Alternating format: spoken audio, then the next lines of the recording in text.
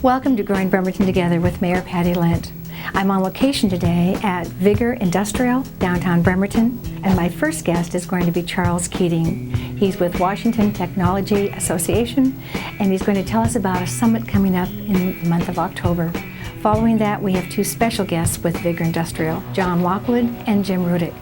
Please stay with me.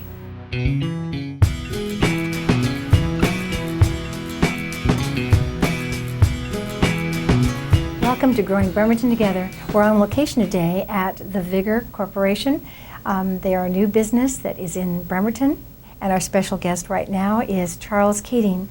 He's got some very important information to tell us about an upcoming event and about what he's involved in.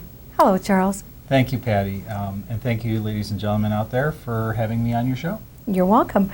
Tell us about West Sound Technology Association. West Sound Technology Association was originally formed in 2000 as West Sound Technology Professionals Association. And the reason for that was to create opportunities in this region, in the Kitsap County region, because a lot of the tech events and networking was occurring in Seattle, and there was a substantial and growing tech base here in Kitsap County, and they wanted to basically leverage that opportunity. So they said, well, let's create an organization over here. Myself, Donia, and a bunch of other people were part of the original founding of that organization. And we started basically about the middle of 2000 holding events. And not long after that, we were part of some of the organizing committees, and Donia was on the board since 2003. Actually, she was president in 2003. She joined the board in 2002 and was president from 2003 to 9, and then I took over as president from her from then going forward. You've bought into this, and this means a great deal to emerging companies, technology, and where we're going in the future. So what's your motto? Well, building a high-tech future for the West Sound is the motto. And it's interesting because you think that technology is the kind of thing that's just going to automatically just happen. And it's true. I mean, technology is advancing very rapidly. The real question is, do you have a strategy as a region to embrace a high-tech economy and to try to create additional opportunities? And that's what the WSTA is really here about. Mm-hmm. We originally started as an organization of technology professionals, but we changed the name to West Sound Technology Association back in 2007, 2008, for the very reason that technology is such a core part of the economy. And what we are really saying is we're reaching out not just to technology people, but really to the community at large, because technology is affecting us all. It is. It's rapidly evolving, and people need the peer-to-peer best practice opportunities. They need to know about what providers are in the region, and then we also have an opportunity to market ourselves outside of this region when opportunities come to this area, like with our summits. The summits. I do know that when KPUD brought the broadband up through Mason County, through Bremerton, and through the county, that gave us that little kickstart, because we didn't have access to some of the base for technology, and now we do have that in just about every community in this region. Exactly. In fact, Kitsap would have been considered kind of a second-tier market, mm-hmm. because Seattle and the primary cities are kind of your first-tier markets. And so when PUD was talking about creating their broadband network, a lot of people who were on the Kitsap Regional Telecommunications Committee at the time, who many of them became WSTA members, realized that having decent access to broadband was a really important aspect of community development, mm-hmm. and economic opportunities. So we actually were part of some of the people were consulting on KPUD, where they were trying to say, where should we route this? What areas, what parts of the county are going to be growth areas? Where should we terminate this network? And I was actually a county commissioner when we were looking at those maps and seeing the best routing to go. You were there when we were having the meetings in the firehouse in Poulsbo, and there was a lot of very energetic meetings. And what was interesting, the early days, and I think kind of helped give us a kickstart as well, the public and private sector entities came together very nicely. Mm-hmm. And you would think like the private sector companies would, were competing with each other, but they realized there was a benefit to both competition and cooperation, mm-hmm. in trying to leverage each other's networks to find a way to give us the best possible service here. And with PUD's network, it really is a substantial asset for this region. That's terrific. Your knowledge and skills really bring a lot to the organization. Just a little snippet. How did you get to Kitsap County? It was a beautiful place to live. I mean, we were in, I've been in tech forever, it seems, and actually I was I grew up around computers really from a very early age. Mm-hmm. And so by the time we moved here, our From? clients were from Chicago. Chicago. Our clients were basically all out of the area, and we just telecommuted. We knew very little about the area when we first moved here in 96, 97. And about 3 years in, we finally said, let's dip our toe in the water and try to figure out. My wife wanted to host a conference called the Earthware 2000, and it was the first Earth Day conference that was held here, and so she did that, and it was kind of our opportunity to get out there and network and get to know who's around. That's terrific. And that's what got us plugged in. Now, we really have an upcoming event. Your summit is held in October every year. This is the 11th year Yes. to hold it. I got to stop and think how many we've done. After you've had like 200-300 meetings, you probably start running, oh, is this the 11th or the 12th? Well, and or- also, Yeah. you have monthly meetings, and I know I've been to a few of them. They're held by different businesses. Just a few months ago, Rice Fergus Miller, downtown Bremerton, hosted one of your meetings. Right. Land Title or Pacific Northwest Title Yep. has held it. So you've been throughout the entire Kitsap area holding your monthly meetings. And what do people, this training on the ground, it's not just a typical meeting. You actually have some purpose where they walk away and they have some new technology, some new format that they're going to take back to their jobs and to their companies. I think the key thing that comes away is really people realize that there's a brain trust here. And they're always astounded by the people who come out of the woodwork and say, we didn't know these people were here. You know, we didn't know we had a worldwide expert on IPv6 networking, you know, working out of an office in Poulsbo, for instance. And we just find these things over and over and over again. You would never know about them until you have an opportunity to reach out and say, oh, look, this expert's right in our backyard. Let's have him come out. And so, in the subject matter, we talk about, you know, all the different things: communications, networking, security, business applications, business process, social media. You know, the things go on and on. They touch every aspect of modern day business and economy. And sometimes they're more technical, and sometimes they're more about policy. They're more about how do you position your business where you need to be. That's really important, and it's not. A lot of people thank us for the kind of formats we've been providing, those opportunities, those forums, because otherwise they wouldn't exist. And are they the same day of the week, or same week every month? Typically, what we've done for our meeting space is we've usually used the third Thursday. We currently have a meeting in the Poulsbo City Hall. That's a common place we've done, but we move them around because we want to, you know, for instance, you know, we did land title when we were talking about digital signatures, which is very important in the real estate market. We've had different meetings in different spaces. We did the Rice Fergus Miller because, you know, there's a lot of technology around eco building and LEED, environmental design and engineering. And again, you know, you bring together different disciplines of people who are interested and say, look, this is an opportunity. You can leverage this. Make sure people are aware of this. And that's, you know, again, it's, you know, getting those people in the room and getting that message out there is really important. That is very important. And the message we want now to tag into, October 10th, Yep. you have an event. Describe our guest speaker for that event. Well, and an interesting thing is Gary found us. Gary Shapiro, the CEO and president of the Consumer Electronics Association, which is the largest electronics association in the world. They hold one of the biggest trade shows in the world, if not the biggest, the Consumer Electronics Show that's held in Vegas every year. And he found us and wants to come and speak about innovation and leadership.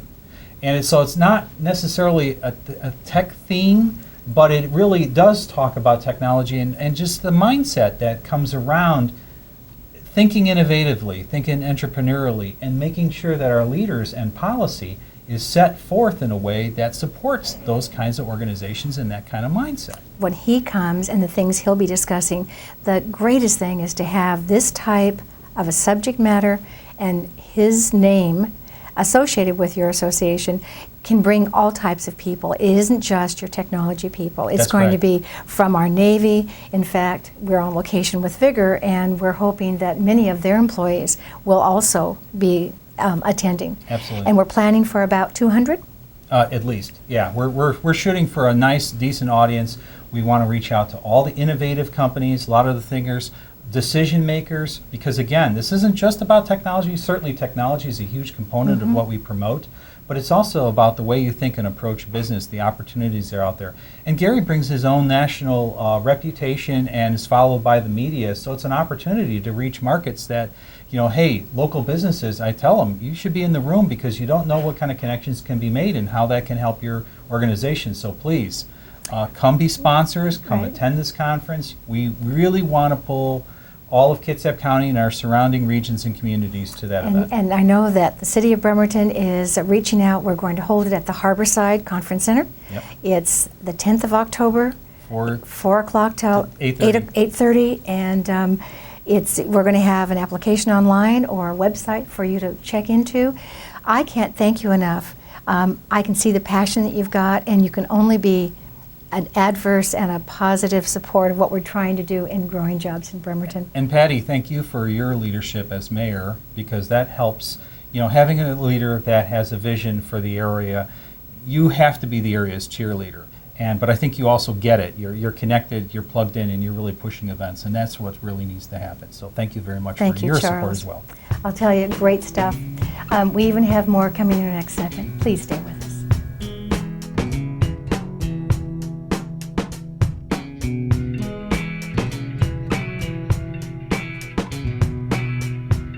Welcome back to Growing Bremerton Together with Mayor Patty Lent.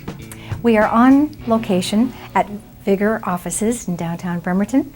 I have two special guests in this segment. I have John Lockwood and Jim Rudick. They're with Vigor Industrial. They're going to tell us a little bit about their areas of expertise and how they've grown and what they're doing for our city and community. Welcome. Glad to have you both. Thank you very much. Now, how long have you been in this space? We've been in this space almost 10 years. We have the basement and the 7th floor. Mm-hmm. And that's prior to you getting involved with Todd. So when did you actually do the merging with Todd Shipyards over in Seattle? Well, thank you, Mayor. And I'd just like to say it's really a pleasure to be here with you this afternoon. The acquisition of Todd Pacific Shipyards by Vigor Industrial, headquartered in Portland, actually took place in February of 2011. And following that, we've been going through a pretty extensive acclimation period and learning the best practices from both of the organizations and what we each, the two organizations, bring to the table. Mm-hmm.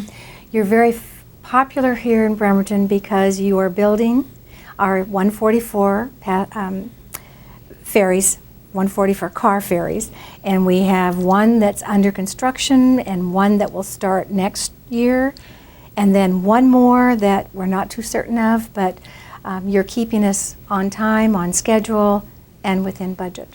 And that's very important to Bremerton and that ferry service that we're looking forward to. Absolutely. Vigor Industrial, we're really thrilled to continue to be the primary builder of the state's ferries. Mm-hmm. And of course, we have actually built the last 64 ships for Washington State Ferries. We did the Jumbo Mark II ferries, the largest ships in the ferry fleet in the late 90s. And then just recently we completed the 3 ships in the 64-car ferry class. And the great story about those 3 ships is they were completed on time and $7 million under budget.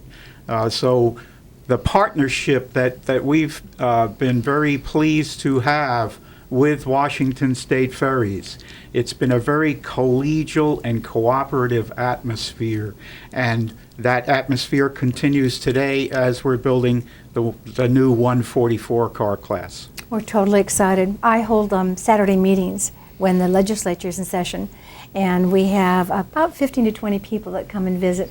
Our purpose is to maintain the service, to make sure those ships do get built, and the ferries, we know we need more than those 3. So it's up to us to take and make certain that we work collaborative, just as you said, and keep thinking of forward and future. And Jim, you're here in this office. I learned that you are from Yakima. I am. You've lived in our community about 16 years, and now you'd never leave. Never. So you do a lot of work in your segment of Vigor Industrial with our Navy shipyard. I do. And I know you were mentioning about employees. How many employees are now with Vigor here in Bremerton, and you still have some that you're hiring? In Bremerton, we run about 188 right now today. And we're hiring, we've probably got 6 positions or 5 positions open today. And that's in the administrative side. We're always hiring technical craft people, welders, plumbers, carpenters, and people that do the technical trades. So that's always open because we use those craft people across all of the entities. And that's nice because you do have a reputation for doing that. Of all of your employees, they are capable of working on lots of different jobs. They are. And that's efficient. That gives us a lot of flexibility, especially when the ship's here, there's a downturn time-wise where a carrier deploys and there's not a carrier in maintenance. We can keep the trades employed, keep the technical skills and proficiency up across the company, and it helps us tremendously. Being a military area, and our Navy has a big footprint in Bremerton, so with the veterans that are returning, you have a program where you're trying to hire more veterans throughout? We always look for veterans. We have quite a few veterans employed over here. I think we're running, how many are we running now, John? We have approximately 160 veterans that are currently employed, and half or more of those have been employed within the last 2 years. Oh my goodness. So we really are starting to focus more on employing returning veterans and veterans just writ large. And if I might just add, Mayor, Jim spoke about the technical skills that are required to do the jobs that we do for the Navy and for the Coast Guard and for the private sector.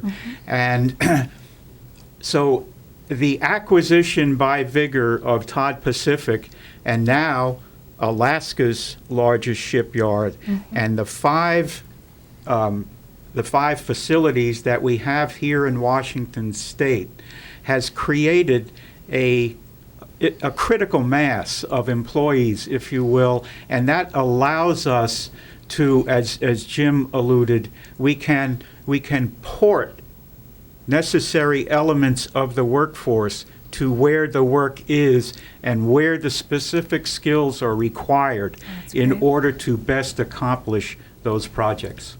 You know, behind me you have your code, and you said you lived by that. I think that's wonderful. Be smart, be careful, be productive, be flexible, and be considerate.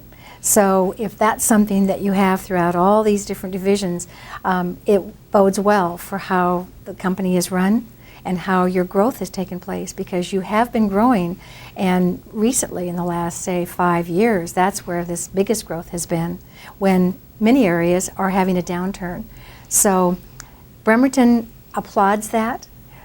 We like the fact that you have this relationship with our Navy and with what you're doing here. Where do you see the future? John, you first, and then Jim.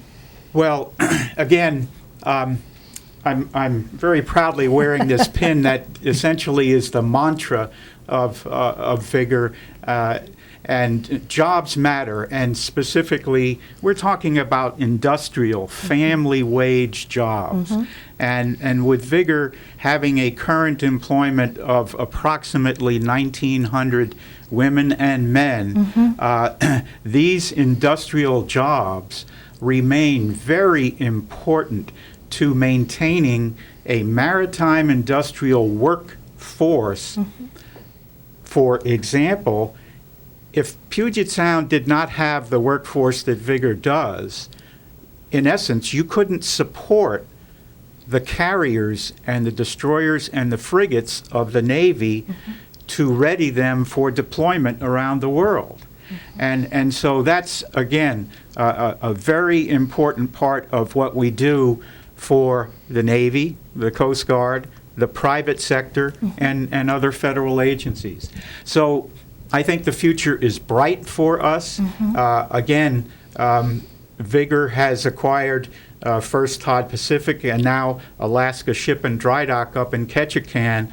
And again, this is providing us with a critical mass of skilled workers that we can respond to projects not just in the Northwest, but in Hawaii or actually wherever. Right. And knowing that the Pacific and Asia, that seems to be where we're deploying our aircraft carriers. We know that that is a main hub of activity. And so you're right there amongst everyone. Before, Jim, I get back to you about future things, John, you live in Woodinville. So I know Jim's moved here. We're so proud of where we live, and you gave a nice compliment to the city when you arrived by ferry today. Share again with our audience coming through the tunnel and driving through the city of Bremerton. I'm a bit of a, I do a lot of gardening, and one of the things that I first noticed when I got off the ferry and drove through the tunnel and started to come to the building here was, in my opinion, the absolutely gorgeous, very, very large, beautiful hanging planters that are on the city's streets. To me, something alive like that, it just dresses up things. And the mayor was kind enough to talk about an individual that you have in your parks department who just, I mean, it's apparent he very lovingly creates these. And so for me, they're a knockout. And I think, and being from Woodinville, I know you've certainly got that community beat. I was fishing a little bit because with our flowers and our fountains and our friendly people, we really do have a dressed up look, and we are the city that we have been trying to get to. So our revitalization has worked.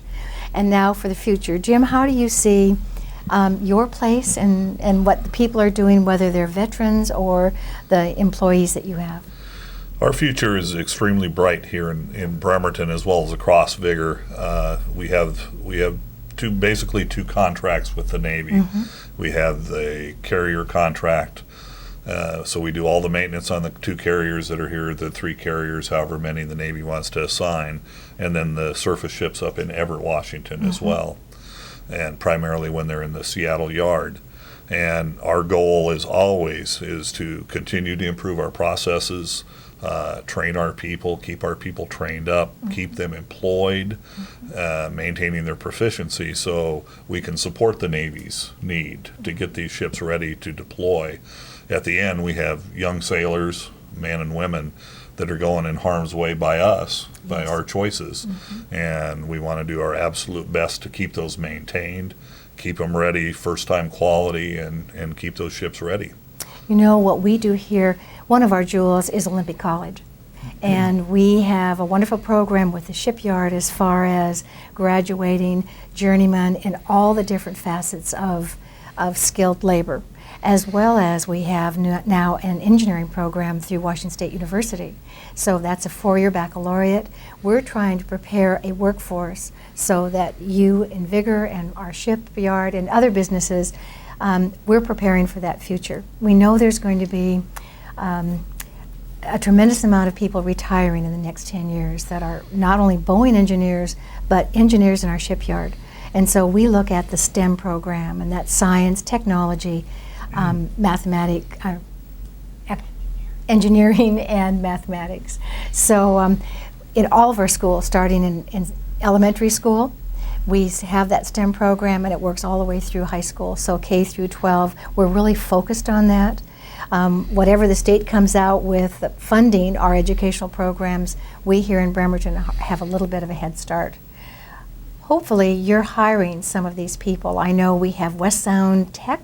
We have people that are working in welding and carpentry. And I've seen Safe Boats come over and hire right out of high school. So you do have a job source or a workforce that is going to help you in what you're creating, what you see the future as in the growth of the company. If I may, there's no doubt that the maritime industry in Puget Sound has a growing and continuing need for workforce development. And so to hear about Olympic College and so forth, and if I may, it's interesting to note that the new class of 144 car ferries that we're building for the state of Washington has been named the Olympic class. I think that's very apropos. But again, workforce development, there are a lot of opportunities that lay ahead for us. We are now, for example, building new fishing vessels as a result of recent legislation. We're also very aggressively pursuing a shipbuilding program for the United States Coast Guard for 25 offshore patrol cutters. These are large ships, and again, these types of opportunities will continue to allow our maritime workforce here in Puget Sound and here in Bremerton and again elsewhere to remain a viable force, and we intend to grow it.